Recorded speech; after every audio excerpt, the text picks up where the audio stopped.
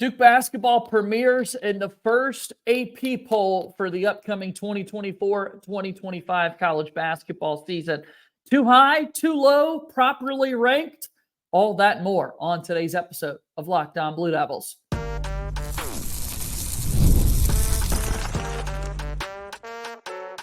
You are Locked On Blue Devils, your daily podcast on the Duke Blue Devils. Part of the Locked On Podcast Network, your team every day. Hello, everybody, and welcome into another episode of the Locked On Blue Devils podcast. My name is JJ Jackson. It is so great to have you here with us on Thursday, October 17th, 2024. Locked On Blue Devils is your one-stop shop where we discuss everything going on in the life of Duke athletics. We're talking a lot about Duke basketball here today, as this week we have received the first edition of the Associated Press Top 25 poll for the upcoming 2024-2025 season, with the Duke Blue Devils coming in at number 7. Is that too high? Is that too low? Is it properly ranked? We'll discuss that with our good pal Kevin Conley from Durham here on today's show. If you have not done so already, please be sure to follow and subscribe to Locked On Blue Devils for free, wherever it is that you get your podcasts. Leave us a 5-star rating and written review, if you will. Check us out on YouTube to watch the show each and every day. Like this video, subscribe to our YouTube channel, and share it with your friends. We're so fired up for the start of another basketball season, so continue to join our Locked On Blue Devils YouTube community and comment on all of these videos. Any questions that you have, we're putting them together for future episodes with our mailbag Mondays and so much more. So follow us on X at LO_Blue Devils, and I'm there as well at _JJ_Jackson_. So without further ado, here he is on today's show. It's Kevin Conley back with us once again. And Kev, we've got basketball against another opponent coming up on Saturday. Here we are, roughly 48 hours away from the start of this thing, man. That's such a good feeling. Yeah, it certainly is. Saturday afternoon hoops really can't tee it up much better than that. Football game Friday night, and hopefully it's a nice weekend down there in Durham. Without a doubt, Duke football has never beat Florida State before, as we talked about a good bit throughout the week so far. 0-22 all time. Only one of those 22 meetings in the Duke and Florida State series has been decided by 10 points or fewer, and that was in 2017. So hopefully we've got a better outcome coming this weekend for Florida State. But it's basketball today that we're going to talk about, Kevin, and we've got the AP poll has been released ahead of this upcoming basketball season. The Duke Blue Devils are number 7 in the first edition of this AP Top 25 poll. And call me a Duke homer, whatever you want. In a lot of ways, Kevin, I think it's too low. I believe this Duke basketball team should have been rated a little bit higher going into this upcoming season. When you look at, first and foremost, Cooper Flagg, who's going to be the most exciting player in the entire sport this season, experienced guards returning for this Duke basketball team, and Caleb Foster and Tyrese Proctor. I love the rest of the complimenting freshman class that the Blue Devils have had, not to mention the experienced transfers in Mason Gillis, Malik Brown, and Sion James. Where am I off there? Or are you in the same boat? That's how I want to open up today's show, Kevin. You know, I think it's certainly a great talking point, and 2.5, 3 weeks out from the start of the regular season, it definitely can create conversation among fan bases and social media. I don't think the AP poll, especially the preseason poll, is as useful as it was years ago. I mean, can you tell me for sure that this Duke team that only brings back 2 players from last year is the 7th best in the country to begin the season? I really don't know. So certainly I think if you're trying to project how this team is going to look at the end of the season, yeah, you think they're going to be one of the 4 best, one of the 2 best, maybe the national champion at the end of the year.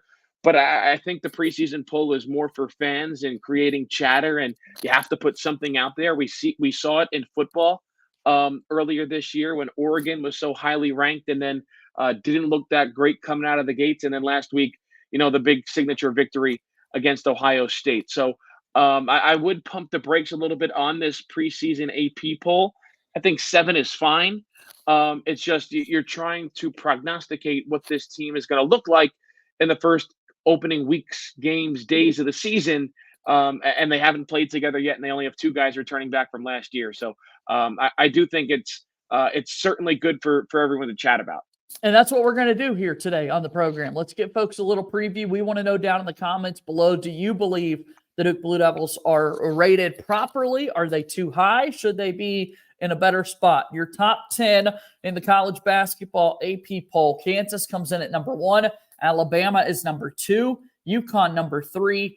Houston and Iowa State round out the top 5. Gonzaga is 6.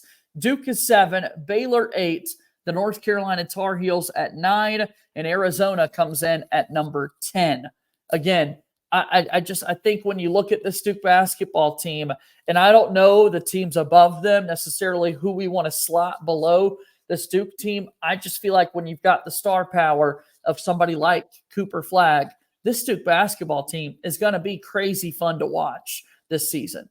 No, they certainly are, and we've seen Cooper Flagg now count down to craziness. Again, the practice clips that come out. They just had one, I think it was yesterday, they posted of him posterizing Common Malawak coming right down the lane. So he's certainly going to be fun to watch. You look at pretty much the top 6 that you said before that. And obviously a lot of these teams did have roster movement. Kansas probably brings back the favorite, the National Player of the Year in Hunter Dickinson. Alabama brings back 2 of its best players from a team that went to a Final Four.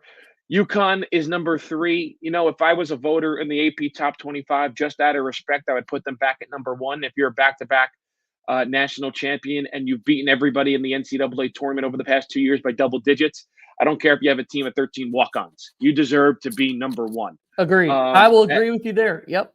Yeah, and then you go down. Houston is always a really good team. I think Iowa State brought back a lot from last year too. Gonzaga is always good. I know there's always questions about that they don't really play anybody that strong from when conference play starts at the NCAA tournament. And then you have Duke. Baylor, I think you can make a very good case that Baylor is probably a top 5 team.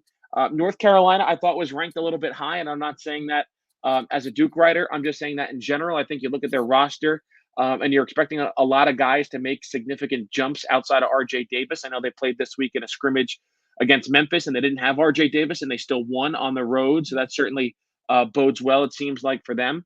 And then Arizona at 10.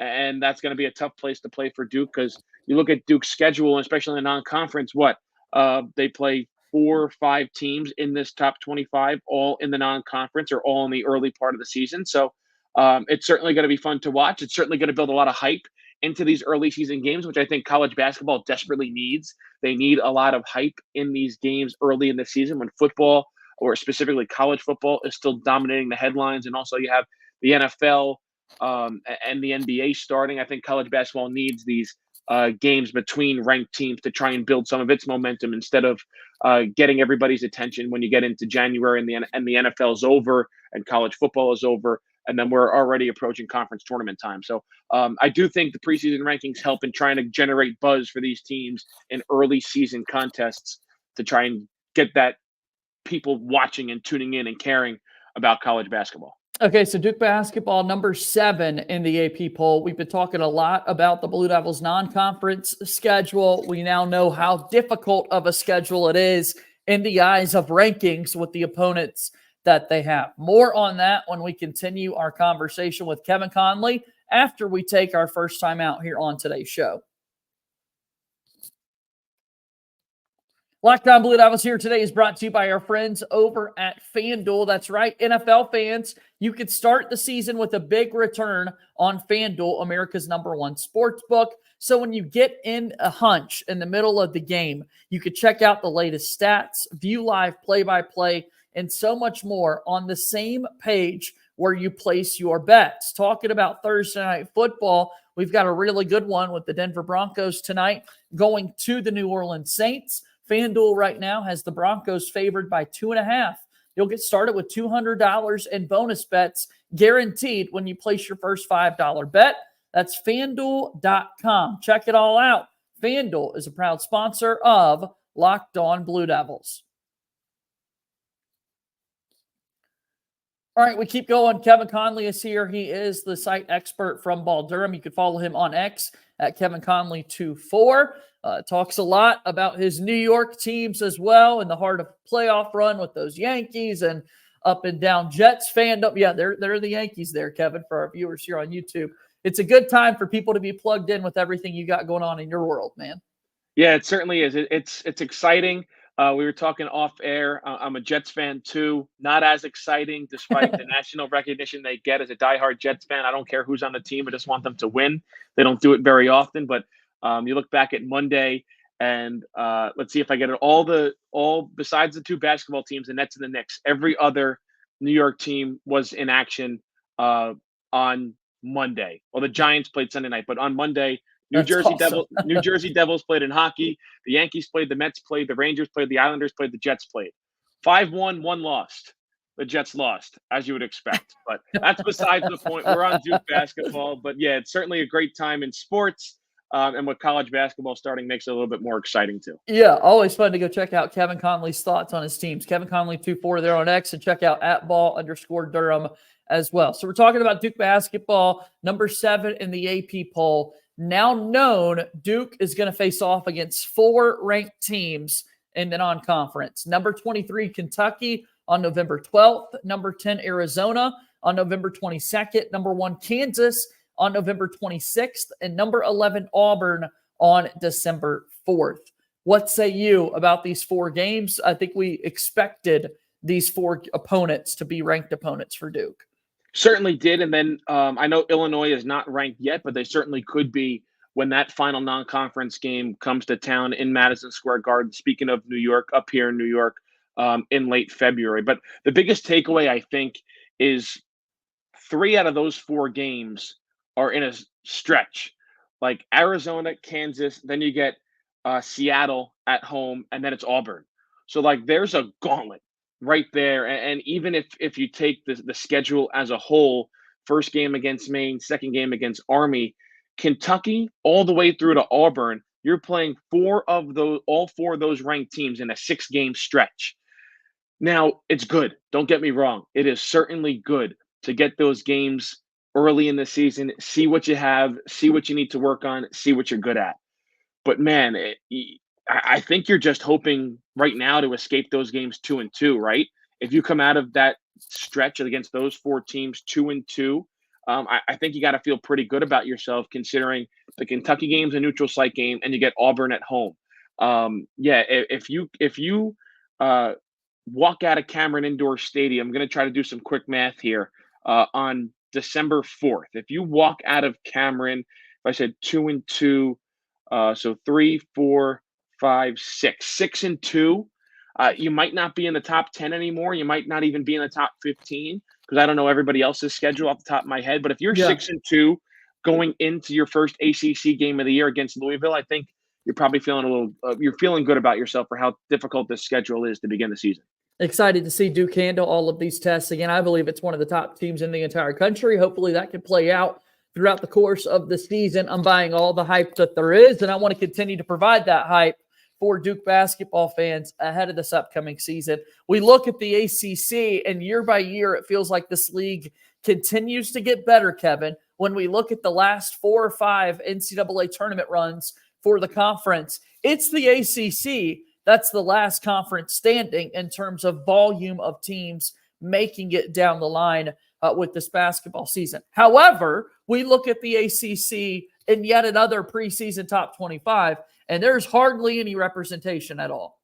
Yeah, it's really interesting. I don't know if it's a media bias or coverage bias or whatever, but it feels like during this season, everybody's talking about specifically how good the Big 12 and the Big 10 are. And we know the Big 10 hasn't had a national champion since, I think, all the way back in 2000 with Michigan State. And the Big 12, yes, certainly has a lot of really good teams, but when it gets to the NCAA tournament, they don't always perform as well as it is. And now there's no more Pac-12, and the SEC typically can hold its own water in the NCAA tournament. But the 2 conferences that it feels like don't get a lot of hype, the ACC and the Big East. And it's the ACC and the Big East that are always have at least 2 teams standing when you're in the Elite 8 or you're in the Final 4. Those are the 2 conferences that always seem like they're represented in the end. All right, so if people weren't able to pick up on it, it's just two teams in the Atlantic Coast Conference, Duke and the North Carolina Tar Heels, that are in the top 25. Duke at number 7, UNC at number 9. Again, quickly through the whole top 25 now.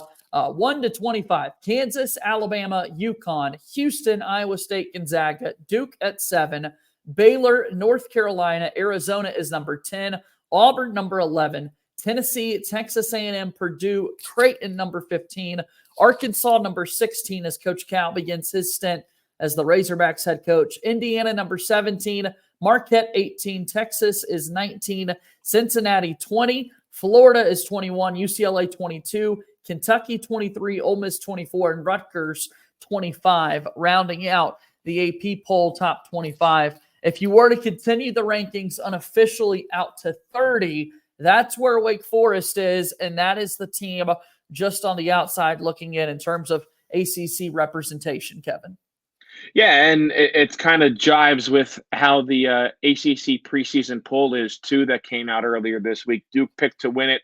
Carolina comes in at second, and Wake Forest is third in the ACC preseason media poll. And yeah, good point. And a couple of things that really make you scratch your head about that ACC media poll. Wake Forest getting a vote to finish first in the league. I thought that was interesting. Duke got 42 votes, Carolina got 11, and Wake Forest got 1. And then I think the biggest thing that had everybody scratching their head is preseason ACC Rookie of the Year. Cooper Flagg, 53 votes. Jeremiah Wilkinson got 1 vote to win the preseason ACC Rookie of the Year out of California. I guess I'll hold some of my thoughts to myself on whoever the person is that voted for him. Now, I don't think the media polls become public like do for the Baseball Hall of Fame, like Derek Jeter falling 1 vote shy of being a unanimous selection for the Hall of Fame, and we don't know who did not vote him in. We don't know who voted for Jeremiah Wilkinson, but it feels like that was just somebody trying to get a name out there for themselves, just given the hype and exposure Cooper Flagg has. And I don't believe Jeremiah Wilkinson was even a 5-star or a 4-star recruit. Yeah, with all due respect to Jeremiah Wilkinson, I'm sure you'll be a great basketball player. Duke's set to play Cal on February 12th. For all we know, maybe he's bound to have a 30-point game, but Cooper Flagg should have been the runaway ACC Rookie of the Year pick. Let's talk a little bit more about that and final thoughts ahead of Duke's first exhibition game of the season after we take our last time out here on today's show. Okay, Locked On Blue Devils here today, brought to you by a new sponsor here on the network. Hims is a changing men's healthcare brand by providing you with access to affordable sexual health treatments from the comfort of your couch. Hims provides access to a range of doctor-trusted ED treatments like chewable hard mints and Viagra. They're generics for up to 95% cheaper. The process is 100% online, so there's no need for those uncomfortable doctor's visits. Just answer a series of questions on their site, and a medical provider will determine the right treatment option. If prescribed, your medication ships directly to you in discreet packaging for free. No insurance needed, and one low price covers everything from treatments to ongoing care. With hundreds of thousands of trusted subscribers, Hims can help you find the ED option that works for you. Start your free online visit today at hims.com/lockedon. That's hims.com, HIMS.com/lockedon for your personalized ED treatment options. hims.com/lockedon. The products mentioned are chewable compounded products which are not approved for, by, or verified for safety and effectiveness by the FDA. Prescriptions require an online consultation with a healthcare provider who will determine if appropriate restrictions apply. See website for details and important safety information. Subscription required. Price varies based on product and subscription plan. Hims is a proud sponsor of Locked On Blue Devils. All right, we're back. Kevin Conley's here with us from Ball Durham, balldurham.com. Promote your website, Kevin. Yeah, over at balldurham.com, we got everything you could possibly want on Duke basketball, Duke athletics. We're all over this preseason rankings and preseason polls. We'll be all over the scrimmage on Saturday as well against Lincoln, and we'll have our takeaways from that game. So come read us every single day over at balldurham.com as we count down to tip-off here on this Duke basketball season. All right, it is the ACC preseason poll that we're talking about here. Duke is picked to win the ACC. 54 voters. Duke had 42 first-place votes. As Kevin said a little bit earlier, North Carolina Tar Heels with 11, Wake Forest with 1. That is the top 3. Clemson is 4, Virginia is 5, Miami 6. Boston College at the bottom of the league, according to the media that votes in the preseason poll, with the Eagles there at 18. What do you make of this ACC preseason poll, Kevin? It's interesting. Obviously, Louisville with a revamped roster and new head coach in Pat Kelsey. You see them now in the top half of the league, coming in at 9. I feel like I say it every year. I feel like this could be a bounce back year for Virginia, even though they're still at 5. I think Miami, who has been pretty high over the past couple of years, now down at 6. I think it's going to be interesting. I think there are some teams that could make splashes. I think Notre Dame's going to be a lot better than they were a season ago. And I'm just not a guy that really buys into Wake Forest. And I said it a lot last year. The win they have at home against Duke, and it feels like that's the win that's going to catapult them into the NCAA tournament as long as they take care of their business the rest of the regular season.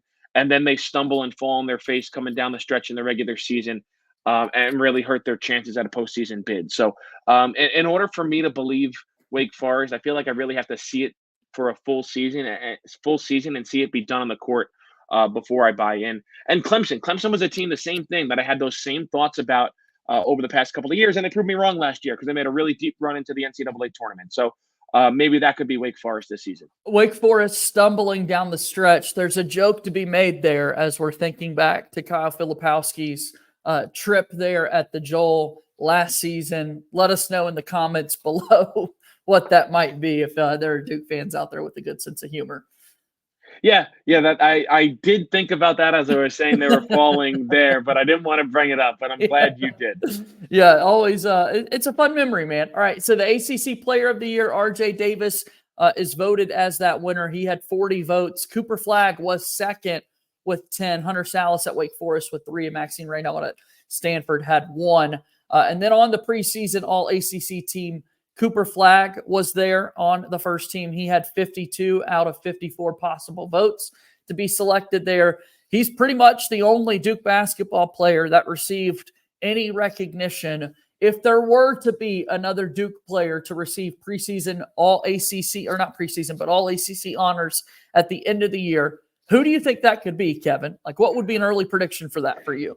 Yeah, that's a good question. I think Connelly is certainly on there, and I think you have to remember the postseason, or I guess you said the regular season All-ACC teams, there are a lot more of them, right? Yeah. I think they go up to 3 teams. There's also an honorable mention team. There's an all-freshman team. So I think obviously Tyrese Proctor would be under consideration. As I said, Connelly and Caleb Foster. I think those are 3 big ones.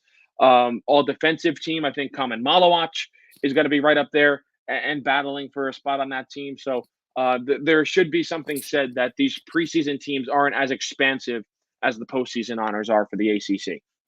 Make sure you go check. I will say, yeah.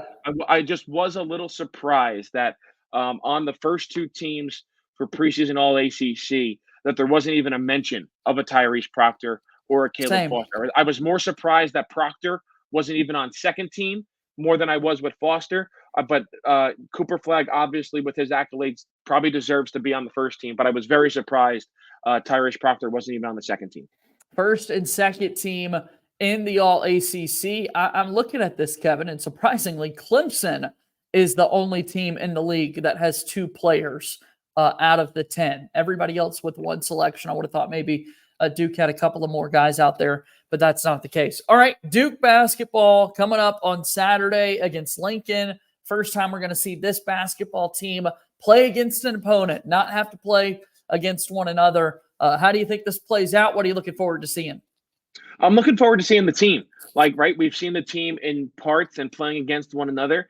I think they're going to be going into this game healthy, obviously with the exception of Patton Ngaba, who I think is still out with that foot injury. So, again, you knock on wood that they're going to go into the game healthy and come out of the game healthy. I think that's first and foremost.